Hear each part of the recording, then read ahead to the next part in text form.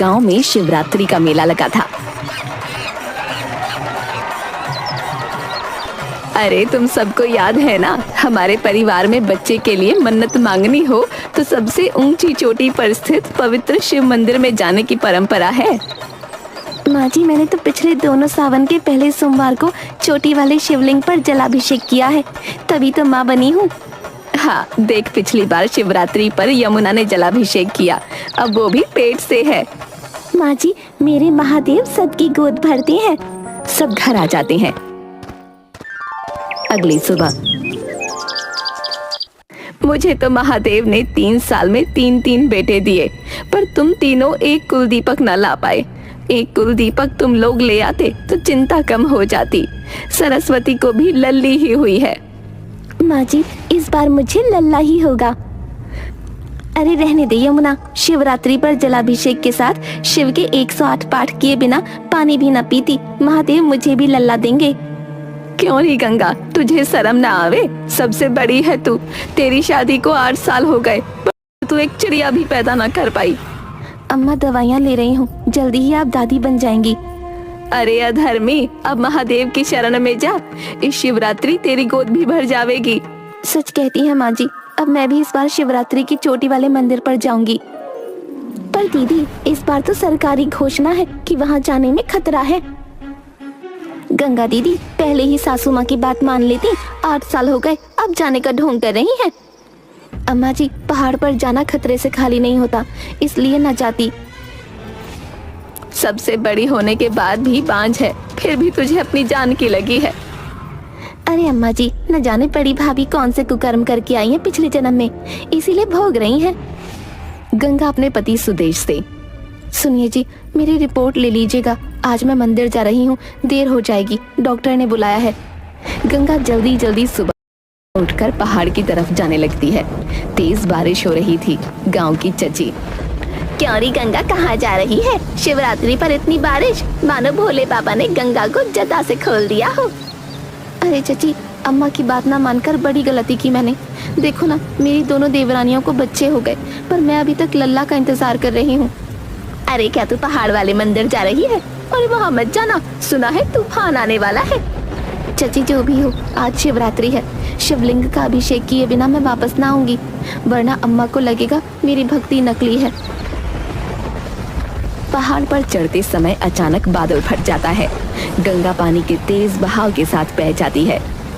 भोलेनाथ, मैं भी गंगा हूँ, अपने शरीर को तुम्हारी गंगा की धार के साथ छोड़ देती हूँ। जहाँ तुम्हारी गंगा इस गंगा को ले जाएगी, वही मेरा ठिकाना होगा। सर पर चोट लगने के कारण गंगा की याददाश्त चली जाती है। पहाड़ पर बादल फटने की खबर जब शकुंतला के घर पहुंचती है।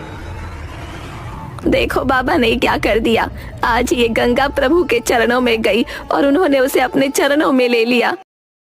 हाय राम, न जाने गंगा दीदी का क्या हुआ होगा। ये क्या हो गया माँ? ये देखो, गंगा की रिपोर्ट आ गई है। वो गर्भवती थी, उसे तो ये खुद भी नहीं पता था। भैया, दीदी सबके ताने सुनकर टूट गई। मुझे विश्वास है गंगा जीजी के गर्भ से ही इस घर का कुलदीपक जन्म लेगा। रहने दे यमुना, सावन का महीना है, प्रभु ने उसकी रक्षा के बदले उसे बहा दिया, मतलब साफ है गंगा बड़ी पापन थी। माँ जी, आप चिंता न करिएगा, इस घर का कुलदीपक तो मेरी कोख से जन्म लेगा। नदी के पानी के साथ बहती हुई गंगा हरिद्वार पहुंच जाती है। उसका सिर चट्टानों से टकराने की वजह से वो अपनी याददाश्त खो बैठती है, जहां उसे एक साधु मिलता है। तुम कौन हो बेटा? लगता है तुम्हारी याददाश्त खो गई है। तुम्हें चिंता करने की कोई जरूरत नहीं, पास में ही मेरा अनाथ आश्रम है। भोले बाबा की पूजा में लग जाओ, बाबा तुम्हारा उद्धार करेंगे।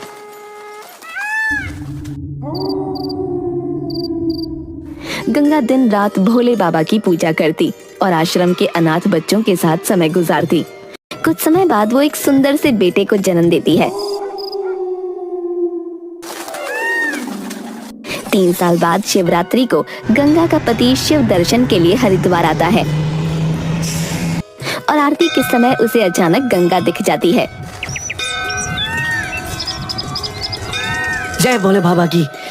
गंगा, गंगा सुनो, तुम गंगा ही हो ना? मैं कब से तुम्हें ही ढूंढ रहा हूँ, सालों से तुम्हें ढूंढ रहा हूँ, मेरी बात सुनो। लेकिन गंगा उसे पहचान नहीं पाती और उसके मुंह पर एक जोरदार थप्पड़ मारकर भीड़ में खो जाती है। सुदेश वापस आकर अपनी माँ को ये बात बताता है। सब गंगा को ढूंढने की कोशिश करते हैं पर गंगा कहीं नहीं मिलती। बेटा भूल जा गंगा को, तूने गंगा को नहीं देखा, तुझे कोई शक हुआ होगा। अगर वो जीवित होती तो अब तक घर ना वापस आती। मैं जानती हूँ मैं ही हूँ तेरी अपराधी, मुझे माफ कर दे बेटा, तू दूसरी शादी कर ले। ऐसा कभी नहीं होगा माँ, मैं बिना शादी करे ही गंगा को इतने खराब मौसम में पहाड़ पर भेजने का पश्चाताप करते हुए अपनी जिंदगी गुजार दूंगा। धीरे धीरे 7 साल गुजर जाते हैं और शिवरात्रि फिर आती है। ओम नमः शिवाय, ओम नमः शिवाय। माँ तुम हर समय अपने चेहरे को ढक कर क्यों रखती? न जाने क्यों बेटा, मुझे भोले बाबा के सिवाय कुछ देखने का मन नहीं करता, इसलिए हमेशा अपना चेहरा घूंघट से ढक कर रखती हूँ। भोले बाबा की पूजा क्यों करती हो? उन्होंने तो हमें सबसे अलग कर दिया।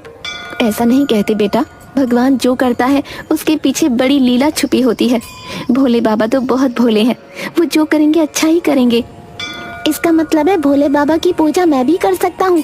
मैं भोले बाबा से जो मांगूंगा क्या वो मुझे दे देंगे? हाँ हाँ क्यों नहीं, सच्चे मन से जो मांगता है भोले बाबा उसे सब कुछ दे देते हैं।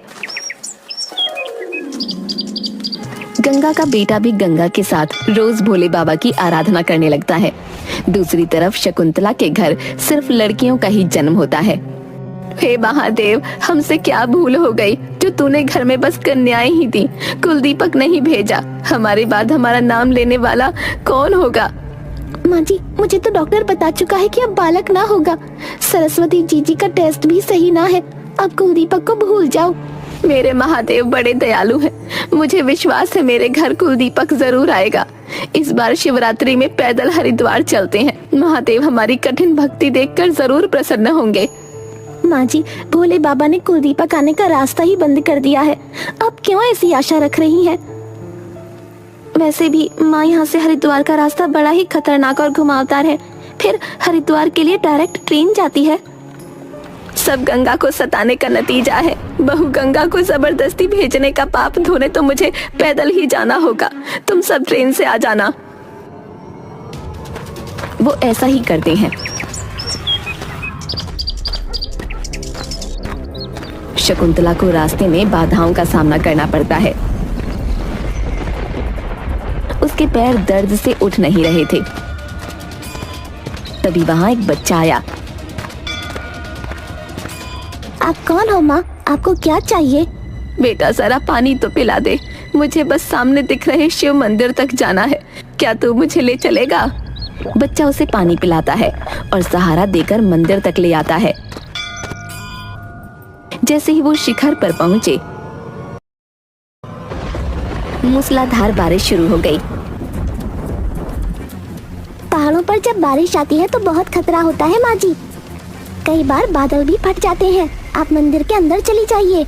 लेकिन मैं तो हिल भी नहीं सकती बेटा, भला अंदर कैसे जाऊं मैं? बच्चा शकुंतला को सहारा देते हुए अंदर ले आया। शकुंतला भगवान शिव से प्रार्थना करने लगी, भोले बाबा अब और परीक्षा ना लो, मुझे मेरी बहू लौटा दो।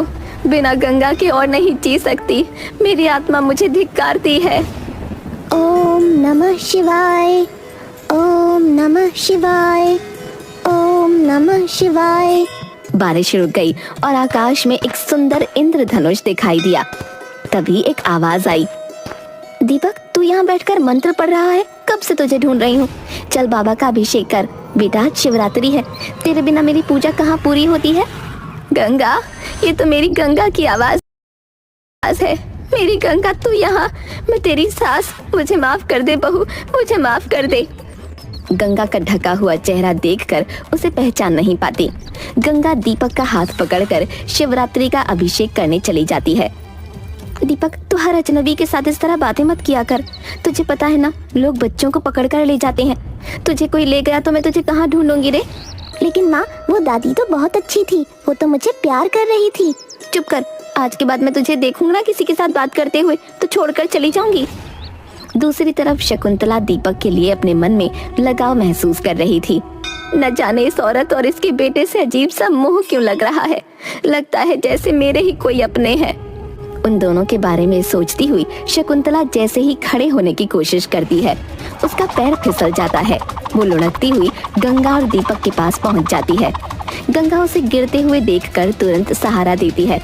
गंगा का घूंघट उसके चेहरे से हट जाता है। अरे गंगा, मैं जानती थी तू मेरी गंगा ही है। मुझे पहचान, देख मैं तेरी अम्मा जी हूँ। मुझे माफ कर दे बेटा, मुझे अपनी गलती का पता चल गया। गंगा को कुछ भी याद नहीं आता। अचानक मंदिर के घंटे जोर जोर से बजने लगते हैं। गंगा का पैर फिसलने लगता है। गंगा का सर जोर से शिवलिंग से टकराता है। गंगा अपने आप को बचाने के लिए शिवलिंग को पकड़ लेती है। अचानक उसे सब कुछ याद आ जाता है। माँ, आप आ गई माँ। देखो दीपक, देख तेरी दादी तुझे लेने आ गई। मुझे सब कुछ याद आ रहा है, सब याद आ रहा है। मैं जानती थी मेरे महादेव मेरी पूजा को जरूर स्वीकार करेंगे, मेरी गलतियों को जरूर माफ कर देंगे। बेटी गंगा, अब तो मुझे माफ कर दे। आ मेरे गले लग जा, मुझे माफ कर दे। माँ, कैसी हो आप माँ? ये लो संभालो अपना कुलदीपक। शिवरात्रि में ही भोले बाबा ने मुझे अपनी शरण में लिया था और शिवरात्रि में ही मुझे अपने घर वापस भेज रहे हैं। तभी यमुना और सरस्वती भी पहुंच जाती हैं। गंगा दीदी, हमें क्षमा करो, हम सब स्वार्थ में अंधे हो गए थे। अब घर चलो, अपने कुलदीपक का इंतजार सब कर रहे हैं। हाँ बहनों, चलो घर चलें। शिवरात्रि पर भोले बाबा ने हमारी भक्ति का फल हमें दे दिया। हमारे घर का कुलदीपक आ गया। तो आप मेरी दादी हो, मैं आ गया हूँ ना। अब चिंता मत करो, मैं आपको सहारा दूंगा। मेरा हाथ पकड़ो और चलो। बच्चे की बात सुनकर सब हंसने लगते हैं। उस दिन से गंगा, यमुना और सरस्वती भगवान शिव के प्रति और भी अधिक समर्पित हो जाती हैं। तीनों बहुएं घर के कुलदीपक को गंगा के साथ वापस घर ले आती हैं।